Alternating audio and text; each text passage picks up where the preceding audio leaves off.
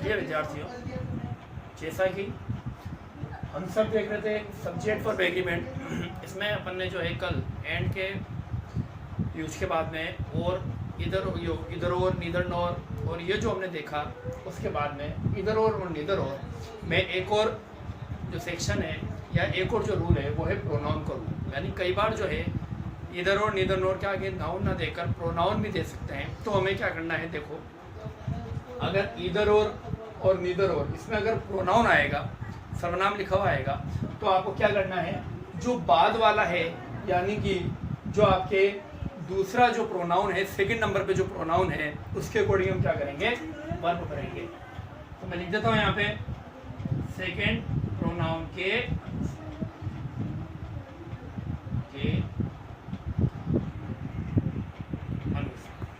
यानी जो दूसरे नंबर पे प्रोनाउन आएगा और के बाद में या नोर के बाद में जो प्रोनाउन आएगा, अपन उसके अकॉर्डिंग ही क्या करेंगे, वर्ब करेंगे। जैसे देखो यहाँ पे नीदर ही नोर आई ब्लैंक रेडी, यानी कि न तो वह और न ही मैं। अब हमें क्या पढ़ना है, बी वर्ब पढ़ना है। बी वर्ब में 3 हमने पढ़े थे, इज, आर और एम। अब यहाँ पर जो है दूसरा जो प्रोनाउन है वो है आई। तो आई के अकॉर्डिंग यहाँ पर क्या आएगा, एम। तो अपन यहाँ पे क्या लिखेंगे, एम। इधर दे और शी ब्लैंक कौन देयर, और अब हमें भरनी है हैव। तो हैव में मैंने आपको कहा था एक तो होता है हैज और एक होता है हैव। तो देखो बाद वाला जो प्रोनाउन है वो है शी। तो शी के अकॉर्डिंग शी को एक वचन मानते हैं, सिंगुलर होता है, इसलिए यहाँ पर क्या आएगा, हैज। तो इस तरीके से पेपर के अंदर भी आपको ध्यान रखना है कि अगर इधर और नीदर नॉर के उसमें प्रोनाउन दे दे आपको, तो सेकंड नंबर जो प्रोनाउन है, 2 नंबर जो प्रोनाउन है, उसके अकॉर्डिंग ही आपको क्या करना है, भरना है। ठीक है। अब देखते हैं और, जैसे इधर और नीदर और आपने पढ़ा था, उसी तरीके से और भी होता है। देखो यहाँ पर हो सकता है कि नाउन भी आ जाए या फिर हो सकता है यहाँ पे प्रोनाउन भी आ जाए। इसी तरीके से यहाँ पर हो सकता है नाउन आ जाए या फिर हो सकता है यहाँ पे प्रोनाउन भी आ जाए। यानी कि नाउन भी हो सकते हैं और प्रोनाउन भी हो सकते हैं। तो जो आपने इधर और नीदर नॉर में जो पढ़ा था, सेम वही रूल यहाँ पर भी लागू होगा। यानी कि जो सेकंड नंबर पे है, दूसरे प्लेस पे, ये दूसरा प्लेस है, ये पहला है, तो जो दूसरे स्थान पे नाउन या प्रोनाउन है, हमें उसके अकॉर्डिंग ही क्या करना पड़ेगा, वर्ब भरनी पड़ेगी। तो अपन यहाँ पे लिखेंगे दूसरे प्रोनाउन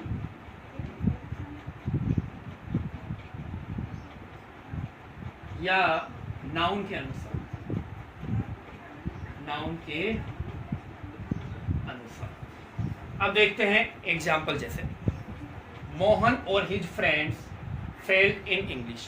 अब और जो है उसमें यहाँ पर तो क्या है, सिंगुलर, और यहाँ पर क्या है, प्लूरल। तो हमें क्या याद रखना है, जो बाद वाला प्रोनाउन, तो हैव जो है प्लूरल फॉर्म में है भी होता है और सिंगुलर होता है, तो हैज होता। तो माय फ्रेंड्स प्लूरल है, क्या लिखेंगे अपन, हैव।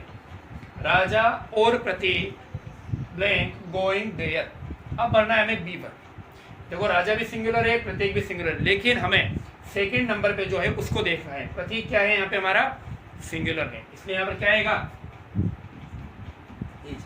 तो ये बात आपको ध्यान में रखनी है कि इधर और नीदर नॉर की तरह अगर और भी आता है, तो वहां पर भी जो सेकंड नंबर जो आपके नाउन या प्रोनाउन जो भी आपको दे रखा है, उसके अकॉर्डिंग ही आपको क्या करनी पड़ेगी, वर्ब भरनी पड़ेगी। नेक्स्ट जो है वो है not only but also. Not only का मतलब होता है न केवल, बट आल्सो का मतलब होता है वह भी। यानी कि अगर मैं कहूं न केवल मैं बल्कि मेरा भाई भी साथ साथ पढ़ते हैं, न केवल तुम बल्कि वो भी तुम्हारी तरह इंग्लिश बोलते हैं। बात आ रही समझ में। तो इस तरीके से न केवल और उसके साथ में भी का प्रयोग किया जाता है। तो वहां पर हम क्या करेंगे, नॉट ओनली बट आल्सो को लगाते हैं। अब इसके अंदर जो आगे आने वाला जो वर्ब है वो हमेशा बट आल्सो के बाद में, यानी नंबर 2, यहाँ पर भी आप क्या लिख सकते हो, जो आपकी नंबर 2 है, आप क्या कर सकते हैं यहाँ पे नंबर 2 के हिसाब से, ये नंबर 1 और ये नंबर 2। तो जो नंबर 2 है, चाहे वो नाउन हो चाहे प्रोनाउन हो, उसके अकॉर्डिंग ही आपको क्या करना पड़ेगा, वर्ब को भरना पड़ेगा। तो यहाँ पर अपन लिखेंगे दूसरे नाउन या प्रोनाउन के अनुसार। कई बार नाउन भी आ सकती है, प्रोनाउन भी आ सकता है, ऐसा अनुसार। अब देखो जैसे not only I but also my friends enjoying, तो न केवल मैं बल्कि मेरे दोस्त भी, बल्कि मेरे दोस्त भी क्या कर रहे हैं, एंजॉय कर रहे हैं। तो अब यहाँ पर क्या आएगा, माई फ्रेंड्स को हम देखेंगे, बट आल्सो के बाद में दूसरे नंबर पे क्या है, माई फ्रेंड्स, प्लूरल है पर नहीं हमें मान लो बी वर्ब, तो बी वर्ब में इज आर और एम, तो प्लूरल के अकॉर्डिंग क्या आएगा, सेकेंड देखो, not only children but also parents excited for annual function. वापस बी वर्ब पढ़नी है, तो हमें नॉट ओनली के बाद वाले को नहीं देखना है, हमें देखना है बट आल्सो के बाद। बट आल्सो के बाद में क्या आ रहा है, पेरेंट्स। पेरेंट्स जो होते हैं वो क्या होते हैं, एक से ज़्यादा होते हैं, यानी कि माता और पिता दो को मिलाकर पेरेंट्स कहा जाता है, प्लूरल है ये, तो प्लूरल है, तो यहाँ पर हम क्या लिखेंगे, बी के लिए not only children but also parents are excited for annual function. न केवल बच्चे बल्कि माता पिता भी क्या हैं, एनुअल फंक्शन के लिए एक्साइटेड हैं, उत्सुक हैं। अब देखो नंबर 10, रूल नंबर 10 है वो जो है उसमें तीन चीजें हैं। पहला है एज वेल एज, दूसरा है विद, तीसरा है along with. As well as का मतलब ये है साथ में उसके बराबर, विद का मतलब भी है साथ में, अलोंग विद का मतलब भी है साथ में, यानी कहने का मतलब है तीनों का जो यूज है अपन कर सकते हैं एक साथ। कहीं पर एज वेल एज लगा देते हैं, कहीं पर विद लगा देते हैं, कहीं पर अलोंग विद लगा देते हैं, लेकिन तीनों जो है वो एक ही मतलब के लिए होते हैं। जैसे अपन अभी करेंगे तो आपको पता चल जाएगा, ठीक है।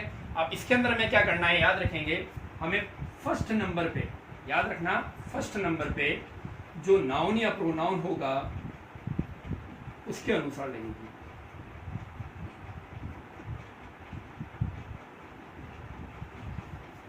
पहले स्थान पर जो भी नाउन या प्रोनाउन आपको दे रखा है उसके अकॉर्डिंग लगाना है। देखो जैसे मैं यहाँ देख रहा हूँ अलोंग विद, तो ये हो गया नंबर 1 और ये हो गया नंबर 2, तो हमें क्या ध्यान रखना है, नंबर 1, तो he along with his brother blaming to blame, be verb बननी है, तो इजारे में से क्या बनेंगे, ही के साथ में, एक वचन है, सिंगुलर है, तो क्या लगेगा, द चीफ विद सोल्जर्स। अब देखो द चीफ पहले नंबर पे है, सोल्जर्स दूसरे नंबर पर है, तो द चीफ विद सोल्जर फिर खालिस्तान रेडी टू अटैक। अब हमें बी का पास्ट पढ़ना है, यानी बी के पास्ट में दो अपन ने पढ़ी थी, एक तो पढ़ी थी वॉज, दूसरी पढ़ी थी वर। द चीफ जो है वो मुख्य, जो मतलब मुखिया है, उसको कमांड करने वाला, तो वो तो एक ही है, सिंगल व्यक्ति है। यहाँ पर अपन क्या करेंगे, सिंगुलर फॉर्म भरेंगे, तो जो बी का पास्ट होता है वो होता है वॉज सिंगुलर में, तो हम यहाँ पे क्या लिखेंगे, the chief with soldiers was ready to attack. Third number देखो, you as well as he, यानी तुम भी उसके साथ में क्या हो, टू दिस, मतलब तुम्हें भी उसके साथ में क्या करना है, यह काम करना है, न केवल उसको बल्कि तुम्हें भी जो है वो साथ में काम करना है, वही सेम बात है। तो you as well as he to do this, तुम्हें ये करना पड़ेगा या करना है, तो ठीक है। अब यहाँ पर जो है अपन क्या देखेंगे, फर्स्ट नंबर पे देखो क्या आ रहा है, यू, तो यू में बी की कौन सी फॉर्म आती है, इजारे में से आर, यू के साथ में हमेशा क्या लगता है, आर, तो you as well as he are to do this, you as well as he are to do this. कहने का मतलब है कि हम यहाँ पर एज वेल एज से जो पहले आ रहा है, यानी फर्स्ट नंबर पर जो आ रहा है उसके अनुसार क्या करेंगे, वर्ब भरेंगे। तो यू के साथ में जो है बी की कौन सी फॉर्म आती है, इजारे में से आर, तो हम यहाँ पर क्या लिखेंगे, आर। इस तरीके से अपन ने रूल नंबर 10 देखा। अब देखते हैं रूल नंबर 11। देखो ये है प्रीपोजिशन का। प्रीपोजिशन आपको पता है, मैंने आपको जब पार्ट ऑफ स्पीच कराया था तो उसमें बताया था ऑन हो गया, ऑफ हो गया, फ्रॉम हो गया, इनटू हो गया, इन हो गया, इस तरीके से बहुत सारे प्रीपोजिशन है, वो आपको मैं बता चुका हूँ। इसके अंदर आप ध्यान रखेंगे कि यहाँ पर भी क्या आएगा, कोई ना कोई नाउन आएगा, और यहाँ पर भी कोई ना कोई क्या आएगा, नाउन आएगा। अब हमें क्या करना है कि जो प्रीपोजिशन से पहले जो नाउन है उसके अकॉर्डिंग ही आपको क्या करना पड़ेगा, वर्ब भरनी पड़ेगी। तो मैं लिख देता हूं, प्रीपोजिशन से पहले की नाउन के अनुसार। प्रीपोजिशन के पहले की जो नाउन है, यानी अगर यहाँ पे ऑन आ रहा है तो इससे पहले बुक्स आ रहा है और उसके बाद द टेबल आ रहा है, तो हमें जाना है द बुक्स पे। ऑफ के बाद में माय ब्रदर आ रहा है, जबकि यहाँ पर लैपटॉप आ रहा है, तो हमें कहाँ जाना पड़ेगा? लैपटॉप। तो इस बात का आपको भी क्या करना है, ध्यान रखना है कि प्रीपोजिशन से पहले जो नाउन या प्रोनाउन जो भी है आपके, उसके अकॉर्डिंग अगर वो सिंगुलर है, एक वचन है, तो वर्ब भी एक वचन भर देना। अगर वो बहुवचन है, प्लूरल है, तो वर्ब भी आप क्या कर देंगे? बहुवचन भर देंगे। देखो जैसे the books on the table, फिर ब्लैंक योर्स। अब हमें पढ़ना है बी वर्ब। तो बी वर्ब में हमने पढ़ा था इज, आर और एम, 3 पढ़े थे हमने, इज, आर और एम।